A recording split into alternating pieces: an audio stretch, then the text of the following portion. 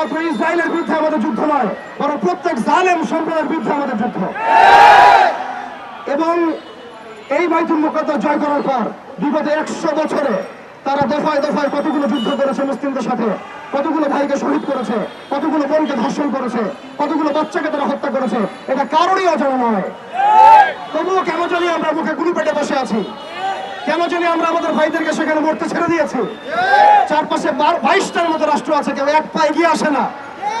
আমাদের ভাইরা রক্তাক্ত হলে তারা ত্রাণ ঘটাতে চায়, আপনি রক্তের বদলে রক্ত কেন ছড়ান না?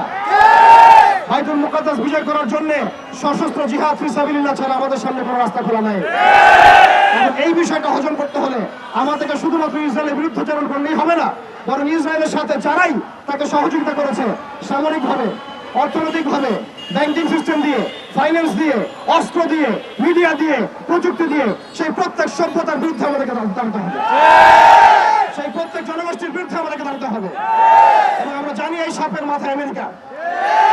আপনারা কি সংবাদ প্রচার করতে পারবেন এই সাপের মাথায় আমেরিকা? আপনারা নিজেরা অনেস্টলি বলেন, ইসরায়েলকে বোম দিয়েছে কারা? অস্ত্র দিয়েছে কারা? জনবল দিয়েছে কারা? ধর্ষণের লাইসেন্স দিয়েছে কারা? জেরুজালেমকে স্বীকৃতি দিয়েছে কারা? কারা অটোম্যানদেরকে ডিফিটের সময় ইসরায়েলের পাশে ছিল? কারা আরব ইসরায়েল যুদ্ধের সময় ইসরায়েলের পাশে ছিল? কারা দফায় দফায় ইসরায়েলকে সামরিক সহযোগিতা দিয়েছে? এর পাশাপাশি কারা পেট্রোডলার চুক্তির মধ্য দিয়ে ইসরায়েলকে আজকে শক্তিশালী করেছে? অতএব এই সাপের মাথায় আঘাত করতে হবে। আমরা বলছি আমরা পদচারণা করলে ইসরায়েল ফেসে যাবে, কিন্তু আল্লাহর কসম আমরা এখন পর্যন্ত বাংলায় এতটা শক্তিশালী হতে পারি নাই যে আপনি এখন আমেরিকার কনসুলেটের সামনে গিয়ে বিক্ষোভ করবেন। আমরা যদি এই বিষয়গুলো কথা বলি, আমাদেরকে চাপ প্রয়োগ করা হচ্ছে, আমাদেরকে বলা হচ্ছে আমেরিকা বিরোধী কথা বলবেন না। মানে আপনি ইসরায়েল বিরোধী কথা বলছেন, কালিমার পতাকাকে সরাই দিচ্ছেন, আবার আপনি এদিকে আমেরিকার দাসত্ব করছেন, তার সাথে বন্ধুত্ব করছেন। এই ফলিতা দিয়ে, এই মুনাফিক আচরণ দিয়ে বাইতুল মুকাদ্দাস জয় করা হবে। আপনারা পরিপূর্ণরূপে সত্যের পক্ষে আসেন। যারা আমাদের শত্রু তাদের বন্ধু কখন আমার বন্ধু হতে পারে না। যারা আমার স্পষ্ট শত্রু তার বন্ধু কখন আমার বন্ধু হতে পারে না। এটা আমার কথা নয়, আল্লাহ রাব্বুল আলামিন বলেছেন, লা তাত্তাখিযুল ইয়াহুদা ওয়ান নাসারা আউলিয়া, তোমরা ইহুদি এবং নাসারাদেরকে পশ্চিমকালে বন্ধুরূপে গ্রহণ করো না।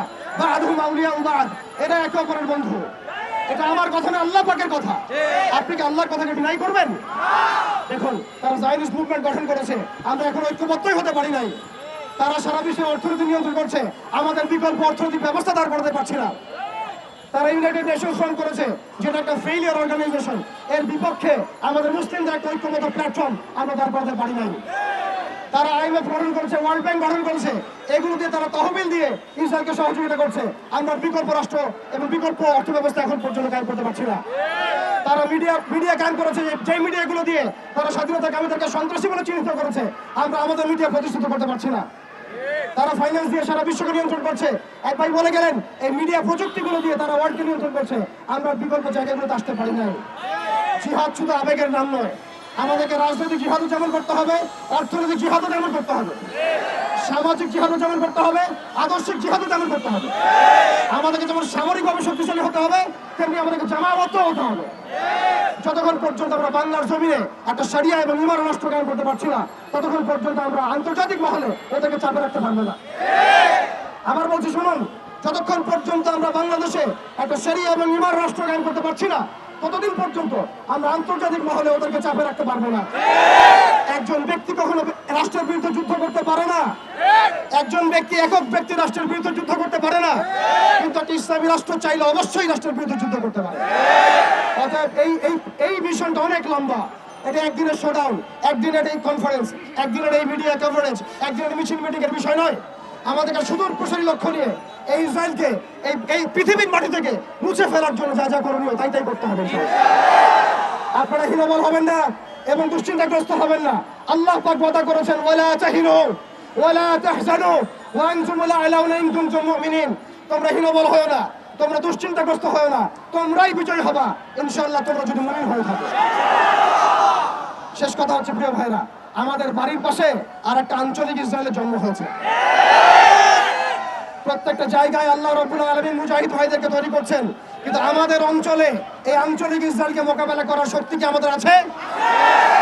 এর জন্য কি আমরা প্রস্তুত আছি? প্রস্তুত আছি।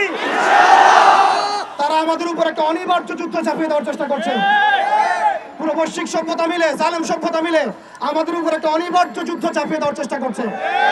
আপনি যতই সুশীল সাজার চেষ্টা করেন, যতই ভালো মানুষ সাজার চেষ্টা করেন, যত ইনিয়ে বিনিয়ে এড়িয়ে যাওয়ার চেষ্টা করেন, আপনি অনিবার্য কনফ্লিক্ট আনাতে পারবেন না। অতএব প্রিয় ভাইরা, তাওহীদি জনতা, আমাদেরকে প্রস্তুতি গ্রহণ করতে হবে। এই প্রস্তুতি শুধু আবেগের নাম নয়, আমাদেরকে বুদ্ধিদীপ্ত প্রজন্ম তৈরি করতে হবে। আমাদেরকে ইমানের শিক্ষায় শিক্ষিত হতে হবে, আমল ঠিক করে ফেলতে হবে, আখলাক ঠিক করে ফেলতে হবে, আকীদা ঠিক করে ফেলতে হবে। মনে রাখবেন, বিভ্রান্ত আকীদার মানুষের দ্বারাও বিজয় লাভ করা সম্ভব নয়। সাময়িক একটা ভাইব ক্রিয়েট করা সম্ভব, কিন্তু প্রকৃত বিজয় অর্জন করা সম্ভব নয়। আমাদের ঐক্যবদ্ধ হতে হবে, হালালে থাকতে হবে, আমাদেরকে জাতিগত একটা ঐক্য তৈরি করতে হবে। বাংলার জমিনে যে মুসলিম ভাইরা কাজ করছেন, সবার সাথে ঐক্যবদ্ধ হবে আমরা আমাদের মিশনের মানে এগিয়ে যাবো ইনশাআল্লাহ।